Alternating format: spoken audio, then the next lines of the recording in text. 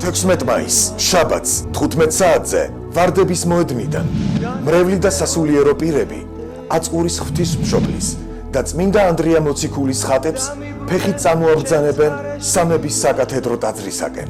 17 საათზე, სამების საკათედრო ტაძარში, სრულიად საქართველოს პატრიარქი გადაიხდის პარაკლისს და დალოცავს მრევლს. 17 მაისს, კვირას, სამების საკათედრო ტაძარში, სადაც დაბრძანებული იქნება აწურის ღვთისმშობლის ხატი და სხვა სიწმინდეები, სრულიად საქართველოს კათოლიკოს პატრიარქი ჩაატარებს წირვას და დალოცავს ოჯახებს. წელს იწყება ეს უმნიშვნელოვანესი პროცესი და გვჯერა, აწურის ღვთისმშობლის ხატისადმი გამოვლენილი ჩვენი სასოების სანაცვლოდ გაცხადდება ყოვლადწმინდა მარიამის ნათქვამი. დიდად შევეწიო ამ ხატი, მონაწილესა მას ჩემ დახვედრებულ საქვეყანას. ამენ.